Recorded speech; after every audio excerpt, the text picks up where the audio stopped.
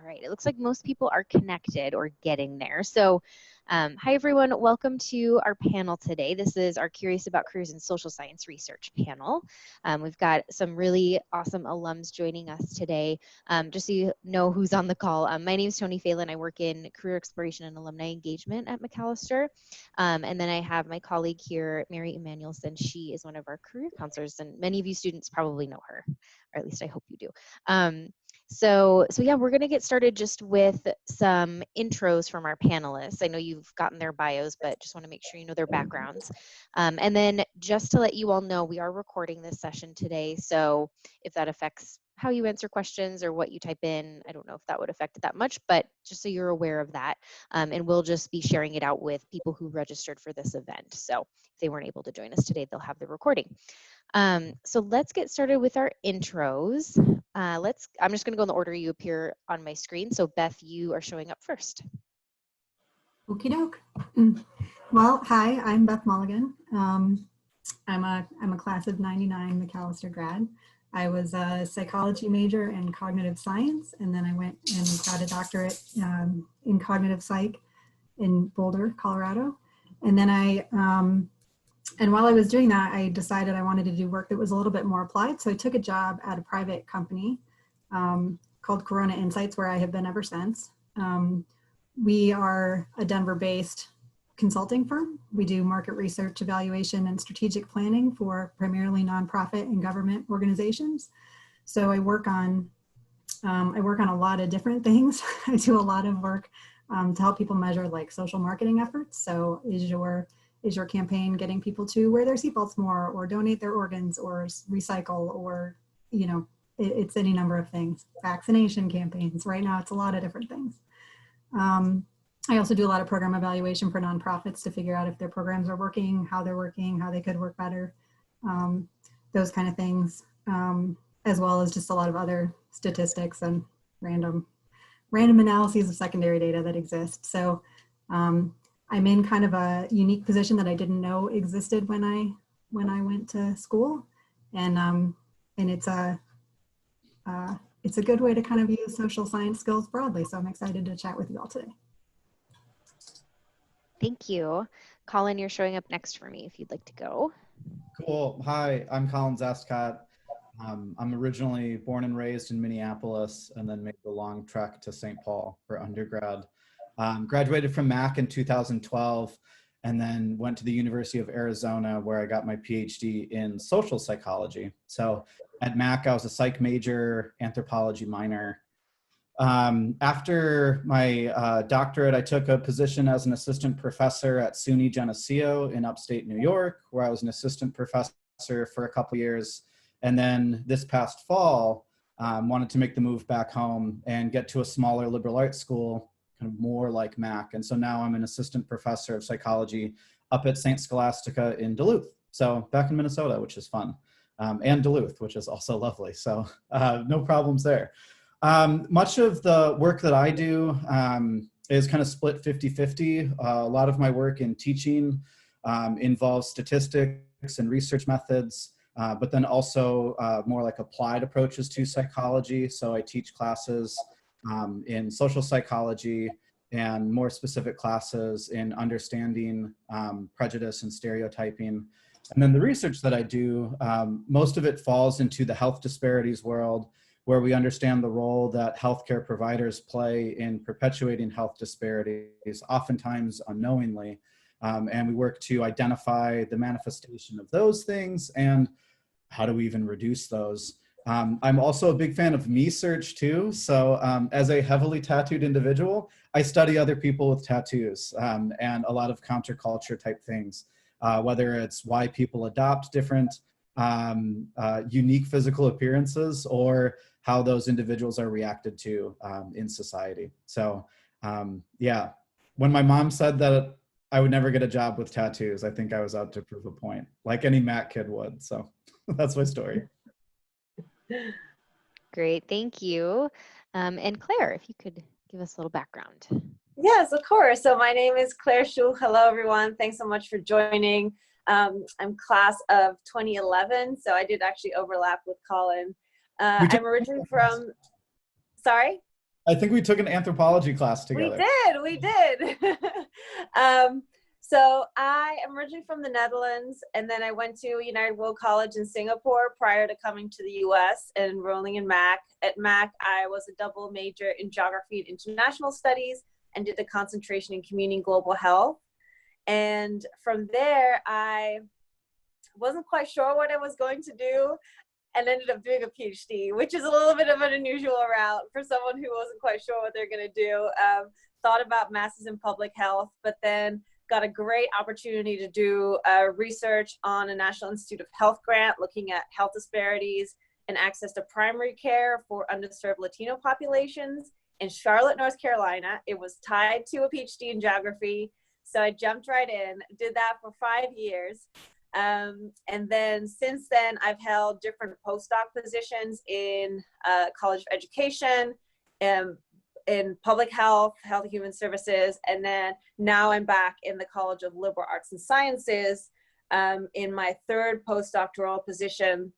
I've been working on a range of issues. A lot of them have to do with community health and health disparities. A lot of them have to do with immigrants, immigrant rights, and then more broadly about neighborhood change, urban disparities, urban inequality, those kinds of issues. Taught some classes in those areas, but I've been pretty heavily research focused, and I'm excited to talk more about that.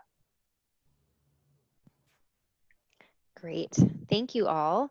So I'll kick it off with the first question, but then students feel free to jump in however you're comfortable. You can type your questions into the chat. You can kind of raise your hand in the screen or use the raise your hand feature. You can just unmute yourself and start talking, and we'll kind of navigate that. But however you feel comfortable asking questions after we kick it off with this first one. So my question for the panelists, and you can all just kind of jump in whenever you're ready, whenever you have an answer. Was there a kind of a turning point or something that clicked where you knew that this was the field you wanted to go into, whether that was like a class you took, an internship experience, a professor that inspired you, whatever, something completely different? I would love to just kind of know what led you down this path, if there's that one thing.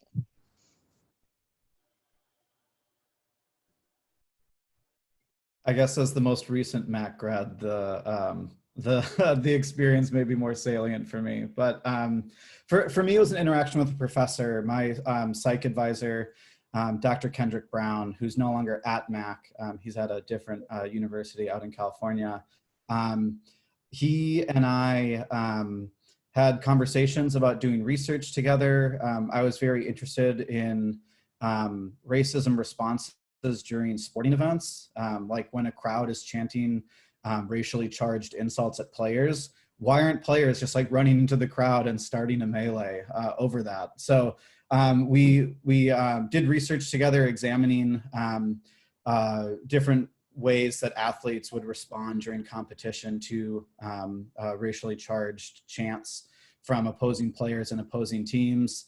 I took classes with Dr. Brown and spent a lot of time just in his office hours. And eventually one day, as we were working on our paper, which was since published in Current Psychology a couple of years ago, this was during my senior year, I asked him, I want to do this forever. What do I need to do? And he essentially told me, you need to be like me, and that's getting a PhD in social psychology. I never actually took social psych at Mac. I just took a bunch of related classes like medical anthropology, understanding and confronting racism.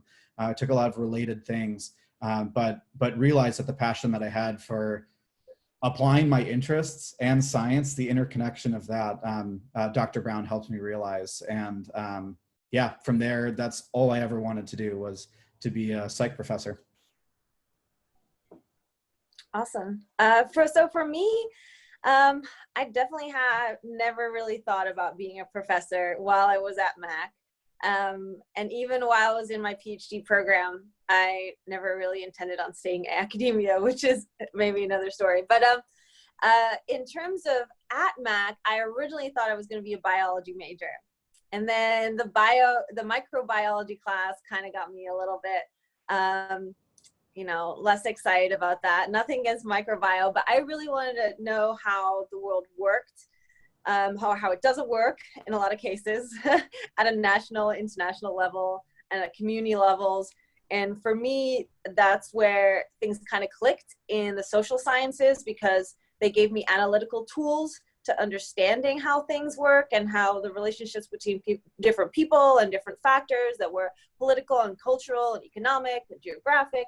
And so that kind of led me down that path. And especially when I started working on the ground with immigrants themselves, I just felt really called to that, for working with, particularly with immigrant and refugee populations.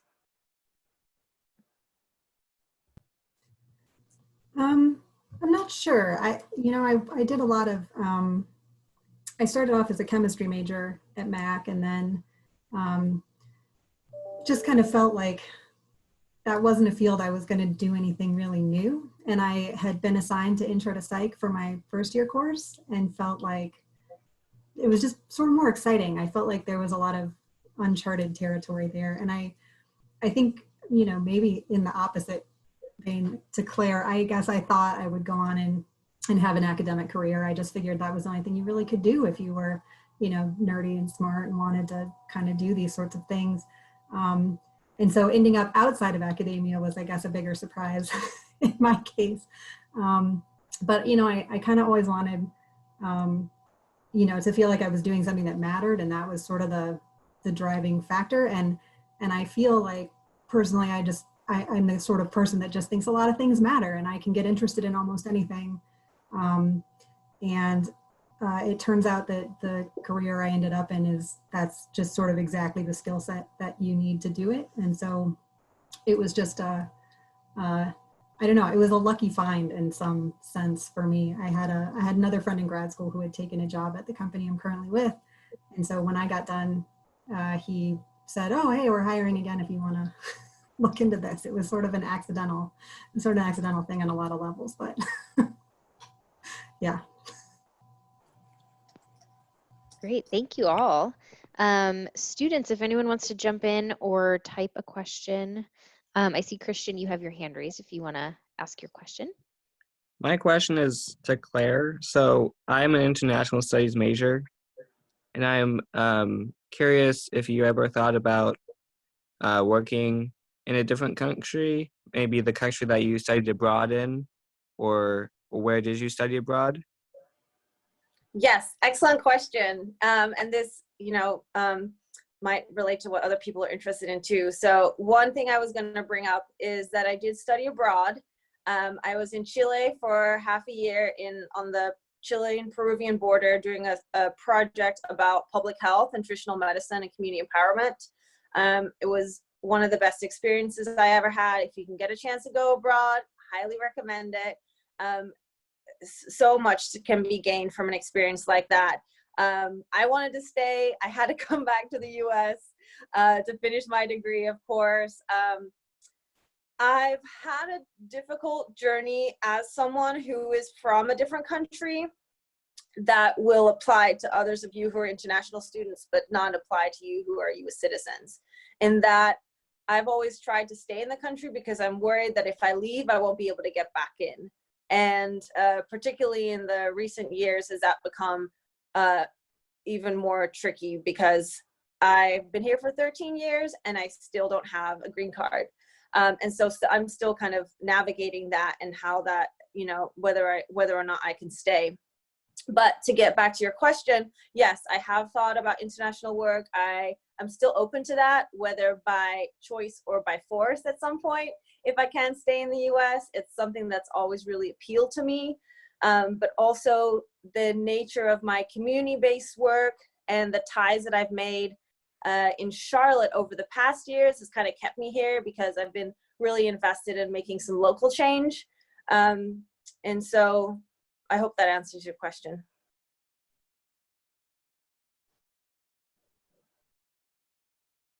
Thank you. All right. So we have a question in the chat. It says, I have a question for Beth, and you can all see this too, but I'll just read it. In the consulting world, is it common to have successful consultants who studied anthropology and English? Is it possible for someone with my background to emerge into that consulting world? How is that done? And are advanced degrees often required? And that kind of ties into something that I was wondering too. So you could all chime in if you want to, but the advanced degree piece, is there anything that students could maybe do if they're not sure if they want to go into grad school right away? If you guys have any suggestions for that. Yeah, I mean, I actually wanted to say, I think, you know, the fact that we all have PhDs on the panel, I don't want to make anybody think that that is the only way that this can be done. And the thing that's particularly great in the consulting world, at the firm that I work with, I am the only cognitive psychologist. We have 12 people. There's an anthropologist, there's an economist, there's a political scientist, there's someone with a master's in natural resources management. We've got a couple of MBAs. You know, it's actually a very diverse field. To be doing applied social science research, you will find people from all kinds of fields. And in fact, most of the people I work with, I think 3 of the 12 of us have a PhD. Most have masters, but we've got a couple of bachelor's level people who do exactly the same job that I do. So it is definitely not the case that you have to have certain training. I think the bigger thing is, I mean, my firm especially, but I don't think we're the only ones. We do a lot of testing when we're hiring somebody, and we ask people to do the kinds of things that come up on the job. You know, we give people a data set and say, make some graphs, tell us what's going on. We give people some graphs and say, tell us how you would explain this data to, you know, to a non-mathematical client. We give them focus group data and say, tell me about the themes that you see in here. You know, it's a lot of mixed methods work. So there's quantitative and qualitative stuff on almost every project is a mixed methods project. And it's, yeah, and looking for the right person to do it is a lot more about finding someone who is curious and has really great critical thinking skills and communication skills and can write and can speak, you know, and explain things to non-technical audiences. And, you know, and some of those skills, I mean, some of them you pick up in a graduate career, but some of them you may just already have. So it's definitely not a requirement.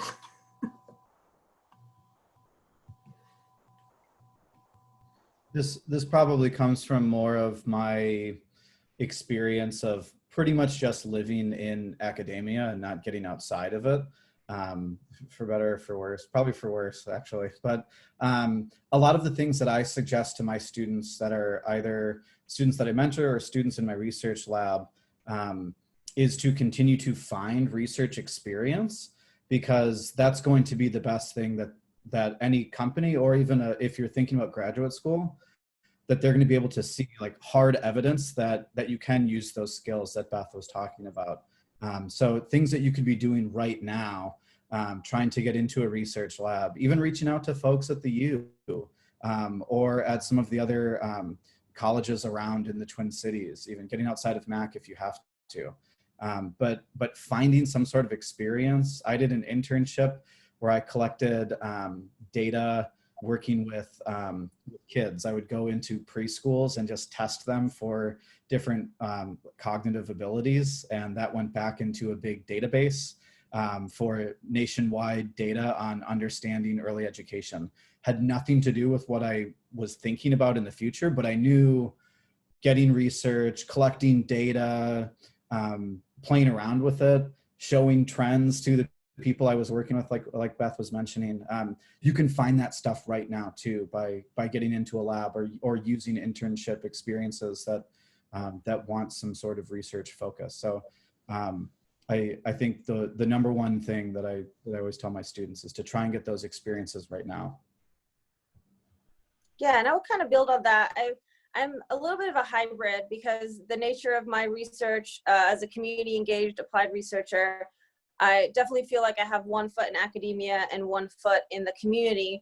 And so I definitely think that leading up to graduate school and you know, having done an honors thesis, having taken a research course, and then having done an independent research study while studying abroad was helpful for sure. But I must admit, when I came into my PhD, I didn't really know what research was.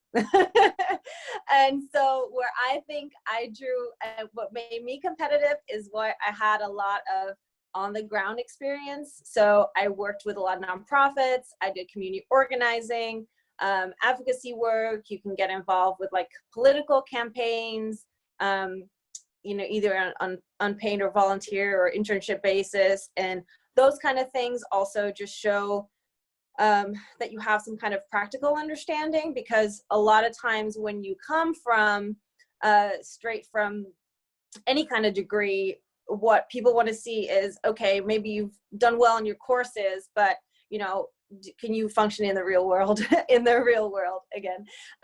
So I think, you know, that's also important to show that you have broadened your horizon on that aspect a little bit. Thank you all. Students, any questions from you? Yeah, Gabriel. I have kind of a general question. I guess just based off of what you were saying, Claire, I'm wondering, like, in what ways does Mac not prepare you for like the real world? And what are some things that you guys wish that you had known when you were in our position? That's such a good question. And you know, being in a bubble is a gift and a curse. I mean, Macalester was such a safe haven for me as someone who's more counterculture and liberal and you know, like just had very much in common with the majority of the student body. And then coming into a world where a lot of people are, oh my gosh, don't even get me started on the politics. You know, and I think that's been the biggest challenge, is like really being face to face with, especially working on, you know, social justice issues, being face to face with the policies and the mindsets of people who work in, you know, just like everyday life, but also positions of power, and kind of wrapping your mind around that. And so one thing I think that private liberal arts colleges could do better at is, you know, we say we're like so diverse, right? And in a lot of ways we are, but we have a really hard time, and maybe I should just speak for myself, I have a hard time communicating across political boundaries. So, you know, because I feel like they're violating human rights, but at the same time, I need to work with these people. So I think that's one thing that we can definitely push more upon, right? Like we can be open-minded in terms of race and gender and culture, but, you know, how do we work across that across the political spectrum? And that's not just a question and a challenge for people in liberal arts. It's just a challenge for all of us, right? That we need to navigate as a country and in a lot of other countries.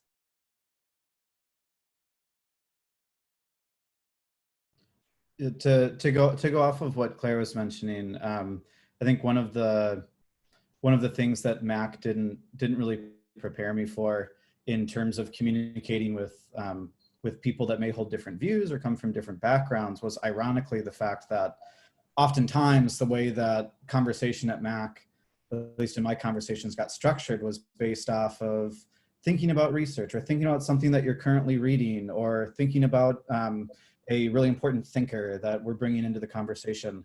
That's not all the evidence that everyone uses in other areas. So in some conversations that I've had with people, to like suggest, oh, well, have you read this book, is making a pretty big privileged assumption about either A, what people want to use to get information, or access to information as well. So I think some of the ways that I thought at Mac, you know, years ago, and still to this day, I carry some of that stuff of like what makes a persuasive argument.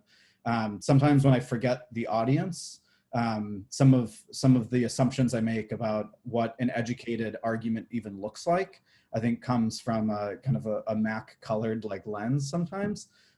So I need to kind of slow down my own thinking and check myself sometimes in certain situations about, like I said, access to resources, educational background, or even just experience background too, and trying to incorporate other narratives into how I understand an issue beyond just published research or famous authors, trying to expand out a little bit more into how I approach things is something that's changed. I have, I think, a similar point, but in a different way to what Colin is saying, that I think when you spend a lot of time at Mac, everyone around you is also, smart and engaged and, has kind of a way of being that is kind of the Mac culture. And I think, even going straight from, I went straight from Macalester to grad school in Colorado, and I was TAing courses, and my expectations for what a typical undergraduate course was going to be like and what the students were going to be like was really based on my Mac experience, and that turned out to be not accurate. And I was not well liked as a TA my first few years, adjusting to that. And I think the spin that I want to put on that is don't undervalue yourself with a Mac education. That coming out as having a bachelor's degree from Macalester is in many ways like having a graduate degree from other places. And I think in part because Macalester doesn't have graduate students. I worked for, I think maybe Colin did too, but I worked for Brooke Lee in the psych department. I had my work study job. I had RA positions for a couple of years, and I got to be a graduate student basically while I was at Mac. And so by the time I started a graduate program, I already knew the drill. I was more prepared for doing lab research than some of my grad school colleagues. And I think, I think it's easy while you're in the Mac bubble to compare yourself to the other people in the Mac bubble and think like, oh, I'm just an undergrad. I don't know like what my skills are worth. And I just want to, I guess, emphasize to you that your skills are worth more than you think, and that you have more skills than you think, and that you're more competitive out there than you know, because you don't know like what the rest of the options are that are out there for people in the world. So yeah, I completely agree with that. I also went straight into a PhD after undergrad, and I originally didn't even apply because I thought, well, I don't have a master's degree, but then I still was competitive and I still got it. Which really goes to show that you can build the kind of resume that's up to that level, even if you don't get a PhD, but just in general, right? The skill sets that you build. Now, people won't know in other parts of the country necessarily Macalester College. Like if you say Macalester College, they don't necessarily know, because most people know big public institutions, state schools. But your resume will speak for itself. Yeah, I wanted to add on to that because I also went right to PhD from Mac. Diverse panel we have, but in terms of the way that other people might approach Macalester at some of the larger research institutions, I almost felt like coming from a liberal arts school into a very research focused program, which is what the vast majority of doctorate programs are going to be. I almost felt like I had some scarlet letter, like L for liberal arts, that like I didn't know what this was, because I think in some instances the true rigor of Macalester doesn't get recognized in some circles. So yeah, walking into a research lab where I'd been doing stuff like this for 2 years and felt really comfortable, I felt like my advisor at moments was speaking to me like he took a chance on the liberal arts kid, and I was like, I guess I don't know, and so I kind of felt like weird about this liberal arts identity, and like didn't want to tell anyone that, hey, that's actually what I want to do for a career. So like boo academia in some ways, but I do think that to be prepared for that, right? That like it's kind of fun to be at a party and tell people you go to Mac, but once you get outside of the Mac bubble and outside of Minnesota and outside of the Midwest, be prepared that some individuals may not necessarily know, but what a great opportunity to show the skills that you have and the ability to learn, which is what you've been doing for the past 4 years. So. Great, thank you. We have another question in the chat. So we're living in a very different world these days, as you all know. And I'm wondering how you all are seeing COVID-19 and the pandemic affect research. This person says, when I think of social science research, I think more of in-person research. So is this a good time to think about grad school? Can you still do research during this time? Love any insights around any of those topics. I'm going to jump on that question because I have some very recent experiences with this. I was in the middle of holding a series of focus groups in person and had most of them scheduled, and then everything got pulled. So this was in March, right? And I had to get really creative because I still needed to collect my data by within a certain time frame to, this is part of a National Science Foundation grant. So I switched to Skype interviews and phone interviews. Definitely not the same, but you need to do what you can within the confines with what you have, right? And this is in general, just being flexible, particularly when you do community-based research, so many variables happening that you can't control like you might in a lab situation. And so, yes, it is very much still possible. There are lots of ways you can get creative about data collection. It may or may not be exactly the same, but again, you do what you can. And in terms of grad school, actually, I probably think this is the best time to be in grad school because it's definitely not a good time to be in the job market. Maybe in a couple of months, things will, get a little bit better in that sense. But I would recommend being in grad school right now. Yeah, research is happening a lot still. So the way that our company works, at any given time, we've got probably 30-ish, 40 active projects, and they're kind of small, and each one lasts like sometimes a month, sometimes a year, sometimes a couple of years, but they're not huge. None of them are huge, and none of them are super long. And a few in March when things shut down were sort of like, yeah, okay, pull the plug or put things on hold, but most things actually sort of kept going.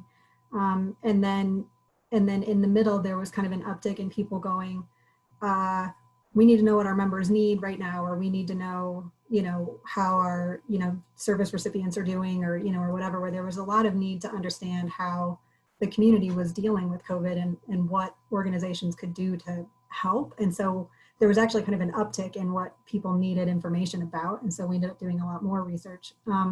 Of course, it's not in person. So we do, instead of live focus groups, you either do like a Zoom focus group, or we more often anymore do like online bulletin boards where you kind of have, it's like a private chat room, but you ask and you respond, and and those kind of things. And certainly, you have to think about with any research method, like who are you missing? So if you're doing anything that involves writing, are you missing people who have literacy issues? If you're doing phone surveys, are you calling cell phones and landlines? Are you, there's a whole host of issues on any of these things that you can kind of dig into. And if you work in this field, like you will, but a lot of stuff is actually happening. It's just happening in different modes.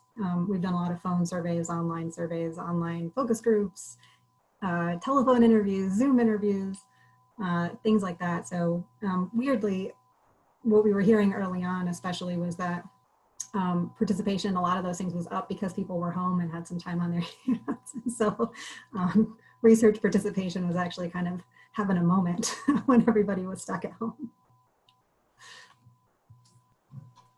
My lab has kind of taken a two-pronged approach.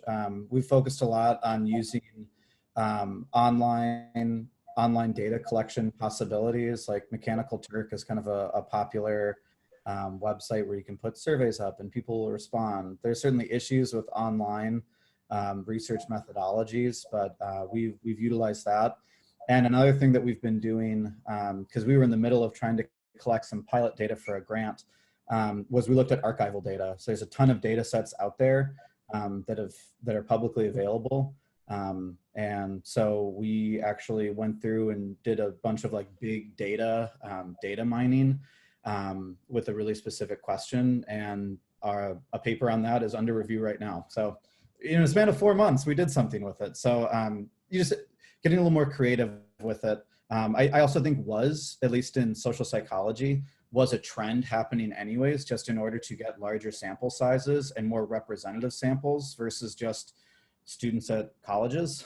So I think things were trending in that direction within at least social psychology. So it honestly wasn't a major thing.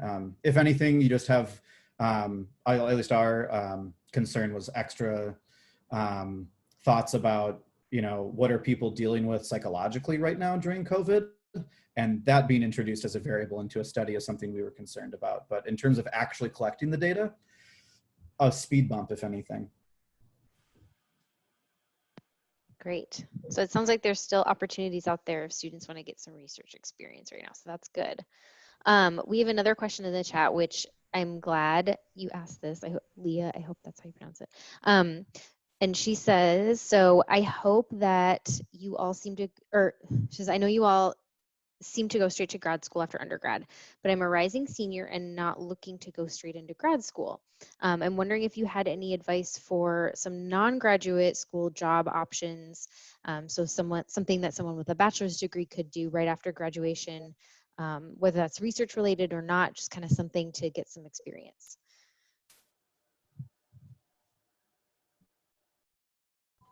Yeah, that's a great question. And as we mentioned earlier, we're not necessarily a representative group because most people don't go straight into grad school, or especially not a PhD. And so don't feel like any pressure at all to do anything like that. I know a lot of Macalester alum think about Teach for America and Peace Corps and AmeriCorps kind of jobs. And I know there's been, you know, kind of debate about that as well. But things like that where you're providing some kind of service, working with nonprofits, local government too. Local government actually has a lot of jobs that are bachelor's level. They may ask for a year or two of experience, but it's okay. Still apply and see, you know, if you can talk about some hands-on experiences you've had in undergrad, it doesn't necessarily, you know, exclude you from that pool. So really just don't feel like you need to adhere to every single point in the job description. And so thinking about, you know, either public health departments, if you're interested in community health, things like program evaluation, maybe data analyst, research analyst, research assistant kind of positions. If you want to, you know, be in research assistant and research kind of roles. I think things like that will definitely be suitable. Yeah, adding on to that, if you're really thinking about like a research focused like PhD program in the future, if that's kind of the specific niche you want to get into, I push a lot of my students to look for lab manager positions where it's someone that needs to hold a bachelor's and they kind of help manage a lab at a larger university. And I've seen a lot of students take that position, really get insight into working with grad students and postdocs and some other faculty members. And you really get to kind of see like how the sausage is made if you actually want to do the grad school thing. I've had students that have really enjoyed that experience, and for the ones that have had a lab manager opportunity, they had a foot in the door at a place that they liked, and guess where they ended up for grad school? That exact place. So I think the lab manager positions can be a little bit more competitive because it would be like one position in a lab, but it'd be something that pays and is directly related to getting that experience. So yeah, if you're thinking that track, that could be another thing to look at too. There's plenty of websites where people post lab manager positions when they get grant funding.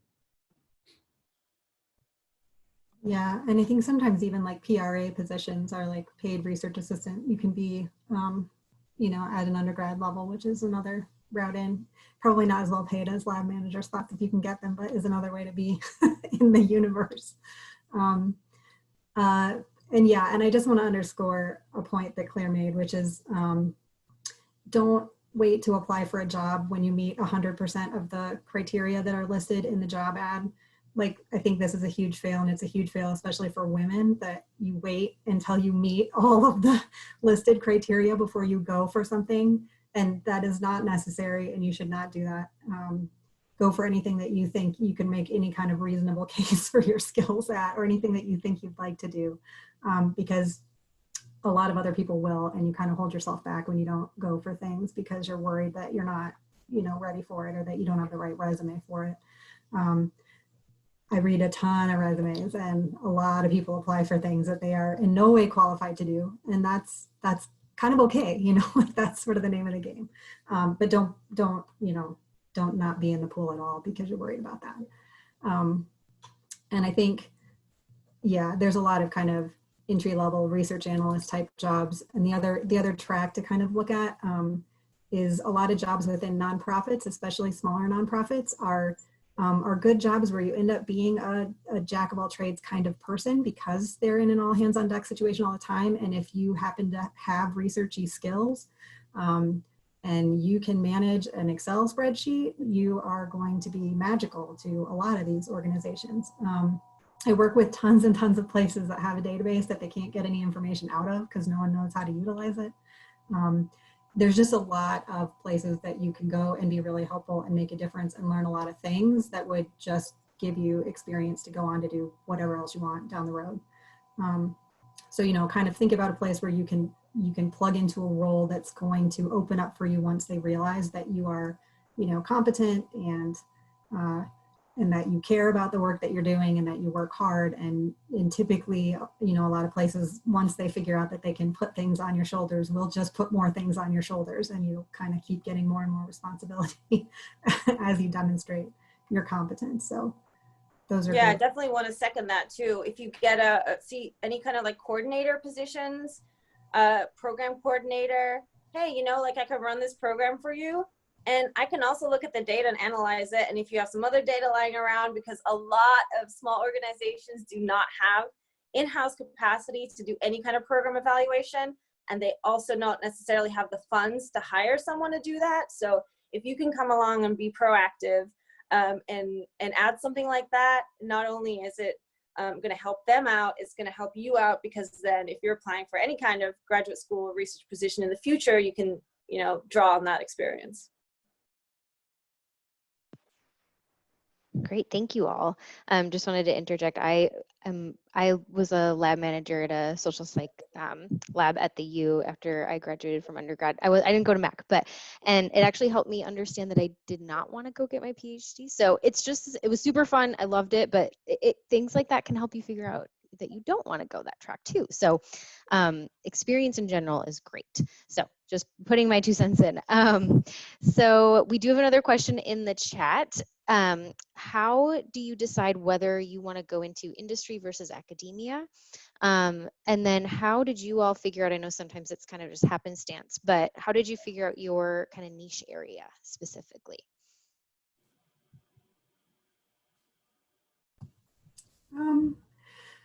Well, I mean, I really like doing research, and I, you know, was kind of on the academic track.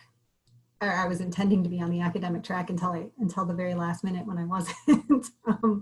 But I think, you know, I always just had really very broad interests, which was kind of a thing that was a great fit at Macalester. And it was kind of a great, you know, like during grad school, I spent some time doing a science writing program on the side. And then I did a science and technology policy certificate on the side, and I had a cognitive science certificate, you know, like I took a ton of classes and I just did a lot of different things because I was interested in a lot of different things. And part of doing the science and technology policy certificate was just getting a bigger sense of some of the other, I don't know, research areas in the world, or just thinking about other things that could be done. And I think, to me, the ultimate thing that made the decision for being kind of non-academic was just that, you know, I think a lot of things are interesting, but being in the consulting world, like I solve problems that are important enough to someone else that they will pay for me to solve that problem, you know, or that they will pay for me to answer this question, do this research, figure this thing out. And that to me is a really nice, like, way for me to be sure that I'm answering questions that matter to the greater community, where in the academic world, I was going to be allowed to do whatever I wanted on whatever I thought was interesting. And that was super fun, but it just I didn't feel like my personal questions were so burning or were so deeply important that I needed to pursue my own questions. I really wanted to answer questions that were important to other people. And, you know, in the consulting world, just kind of, that's just the economic structure of it, you know, that you have a question that is so important, you will pay somebody to help you answer it. And so that was kind of my big point of difference, was just my questions versus other people's questions. I don't think that's the only factor, but that was mine.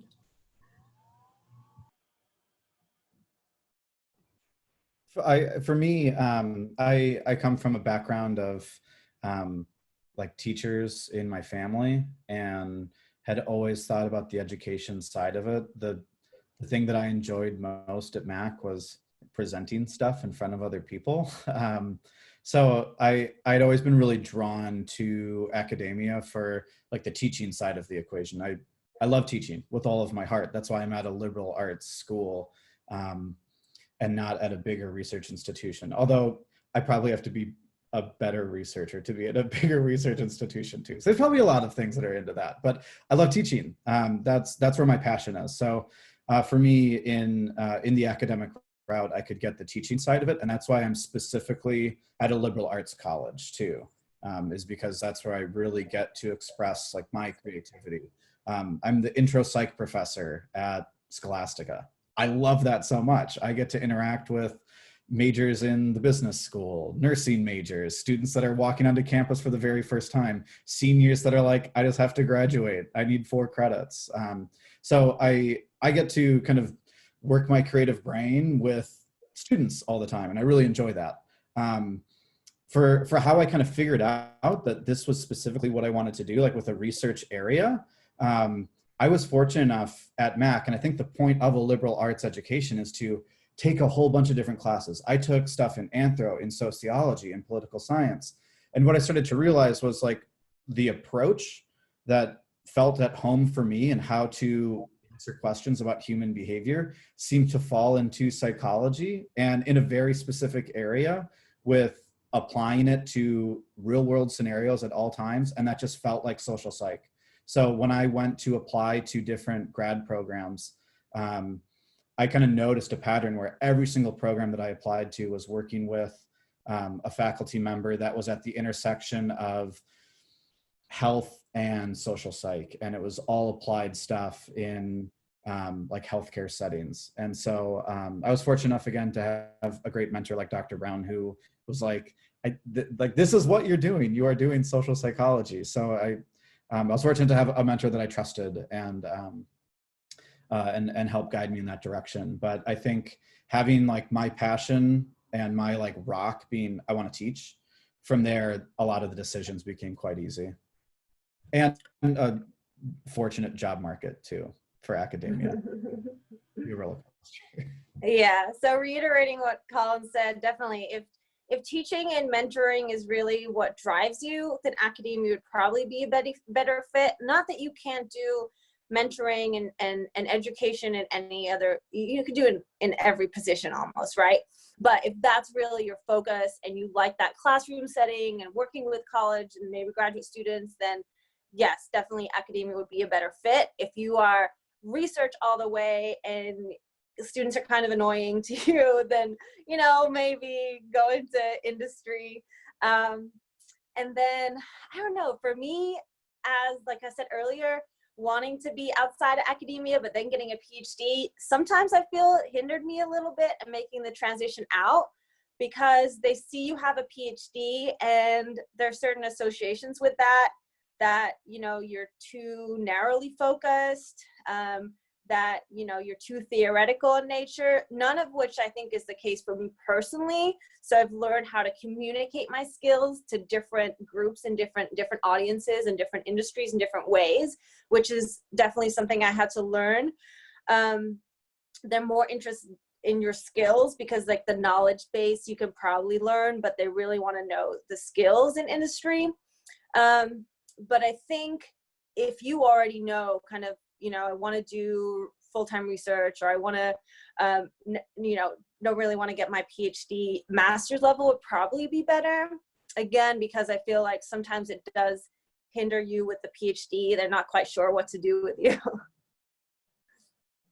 One thing I'll just quickly add, if you are thinking the academic route, that doesn't just keep you there forever. I do consulting on the side, where essentially I take psych principles that we talk about and work with different companies on maybe how they can better communicate with their employees, or supervisors are having issues. And it's like, well, have you heard of groupthink before? And so I take like principles of all the stuff that I teach and kind of provide like a a master class on a topic. So even within academia, you can kind of branch out into other things too, when the opportunity arises. And I don't regret getting my PhD. Don't get me wrong. I think it's still, you know, any degree you have, you carry that with you for the rest of your life. And it's this really valuable degree, not just in, you know, having the letters behind your name, but obviously also the experiences and the perseverance and determination that you get through the experience. So I wouldn't have done it any other way, but just something to keep in mind. Like, don't get too focused on thinking you need it.